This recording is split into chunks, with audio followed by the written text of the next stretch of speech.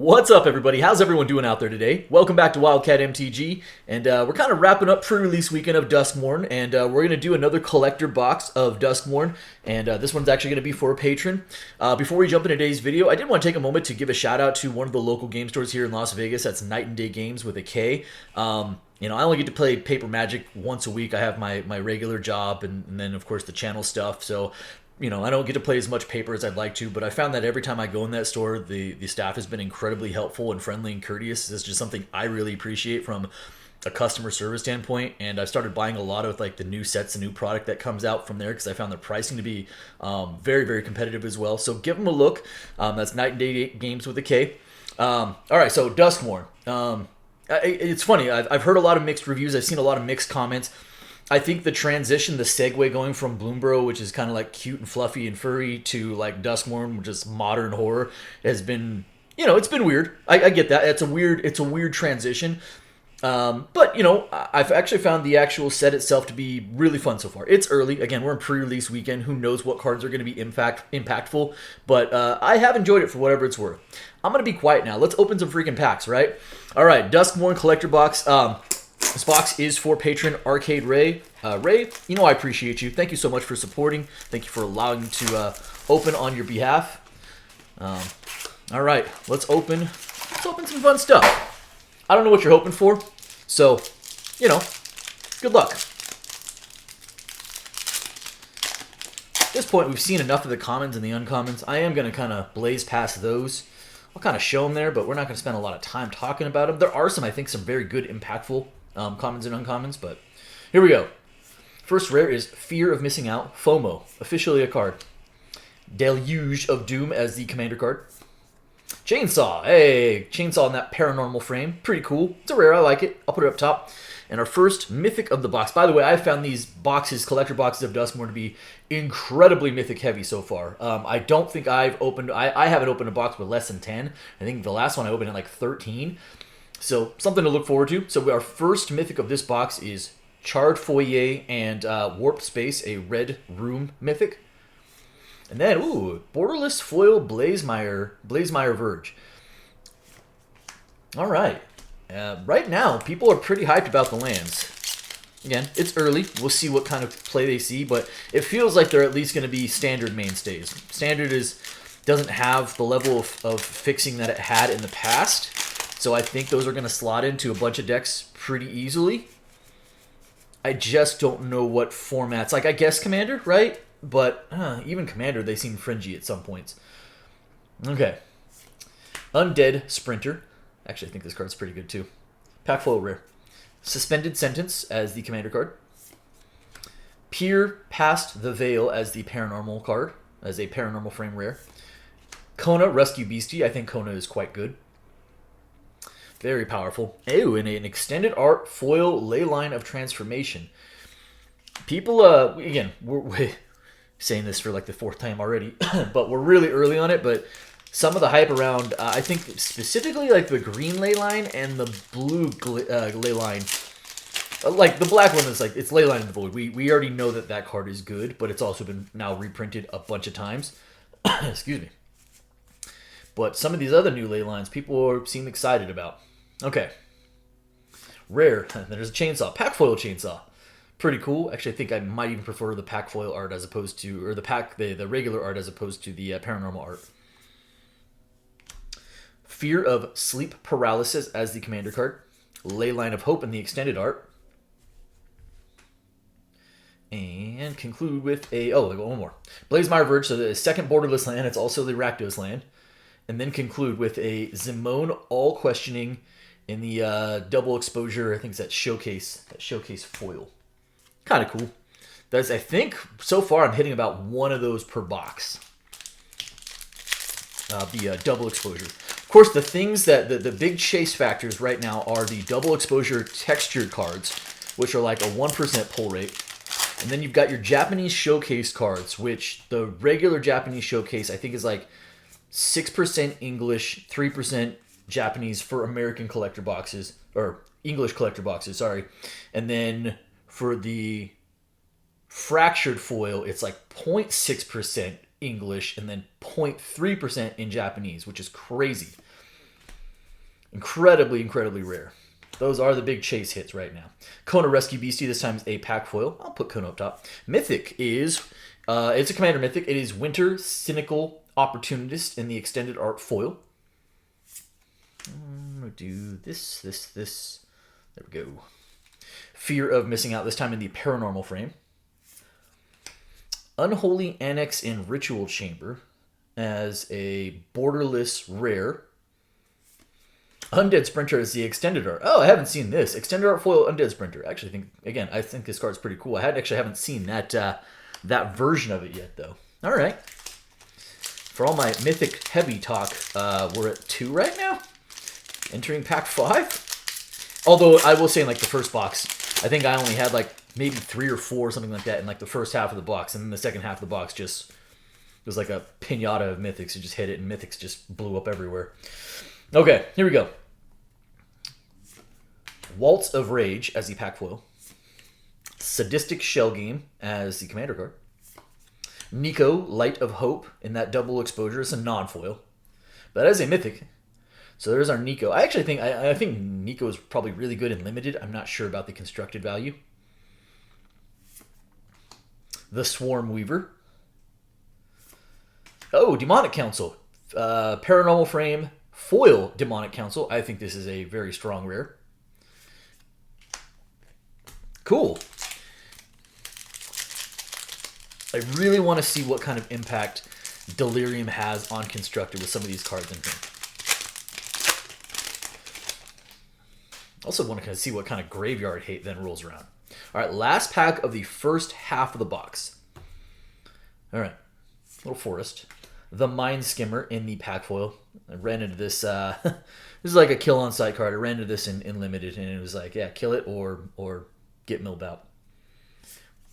Giggling Skitter Spike. Enduring Courage. Oh, cool. First in the Enduring cycle. I think this cycle is really good. Dog Glimmer. And here we go. There's another borderless land. That's Hushwood Verge. I do like the art and the coloring on this card. I think is really good. And then conclude with a Twitching Doll. Oh, okay. This is also the Buy a Box promo, not the same art. But actually, it's the first time I've pulled one of these. Really cool. All right, neat. Literally, this is like the third collector box open. That's the first time I've seen that card. All right, into the second half of the box. I will say, I really want the second half of the box to be better because that first half was a little lower than expectation. It was a little lower than where I think it should be. So let's pick it up. Here we go. Foil Mountain. I do like the foil lands, by the way.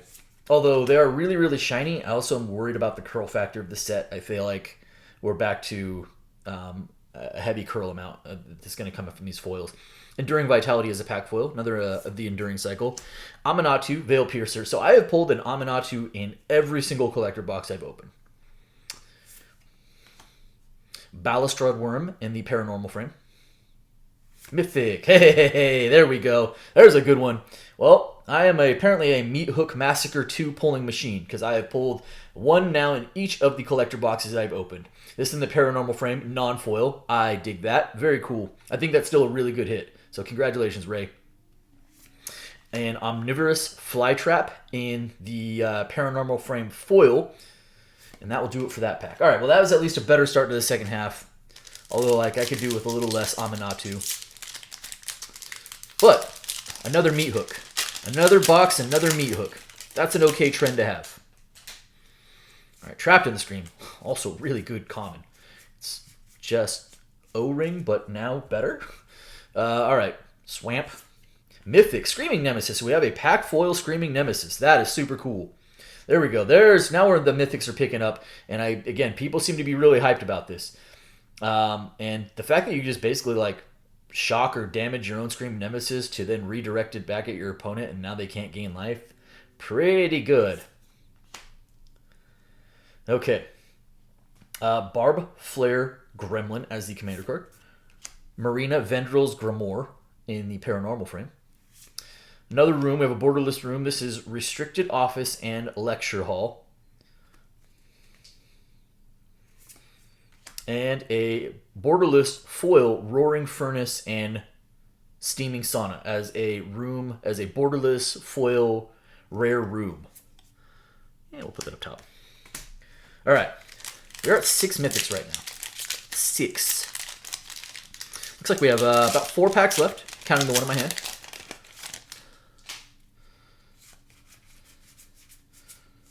Haven't seen any of the lurking mirror horrors or whatever they're called. One where you can see the reflection of the monster coming at you. The Swarm Weaver as a pack foil rare. Next up is Ursine Monstrosity as a commander card. Ghost Vacuum. Others have talked about this. Other channels have already talked about this, but so it's not an original thought here. But 1-drop targeted removal, graveyard removal seems pretty strong, like modern playable. I actually like this. I think that paranormal frame looks really cool. Marina Vendrell, this time in the double exposure non-foil. And conclude with a Mind Skimmer. I think that's showcase foil. I can't remember if it's borderless or showcase. Either way. Okay, 3 packs left.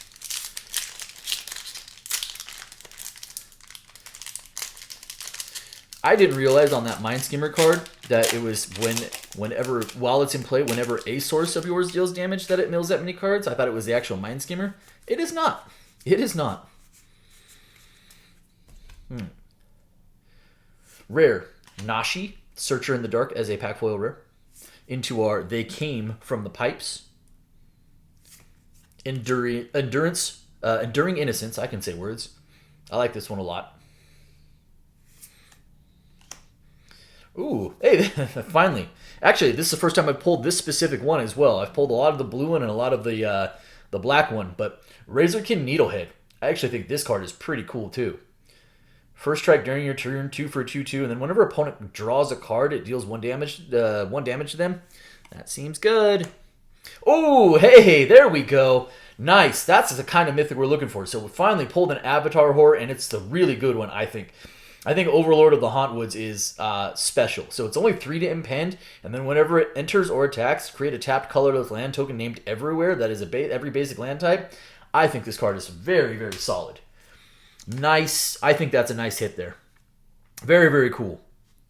All right, that's what we kind of wanted to see. There are 2 packs left. We have 7 mythics right now. Can we get to double digits again? On the board with the Overlord of Hauntwoods. I like that card a lot. That's a good hit. Okay. Plains. Rare is Dazzling Theater Prop Room as a pack foil rare room. Into Redress Fate. That's the white miracle. I've yet to pull the black miracle out of that commander slot. How about another Overlord of the Hauntwoods? This time as a non-foil. Still is awesome. That's pretty good. That's a good one to double up on. That is a really good one to double up on, in fact. Victor Valgavoth's Sentinel in the double exposure. I think it's technically showcase. That's a 3rd non-foil. That's actually more than I've seen in others. But we still only have 1 foil in this box, which kind of matches the pattern I've seen from previous boxes. And then an Entity Tracker. Okay, there we go. So there's another one of the, not that same board, it's a paranormal frame. Entity Tracker. This is the, the Blue Enchantress. That's what it is. Yep. Okay. All right. Last pack. Looks like we're at 8 mythics right now.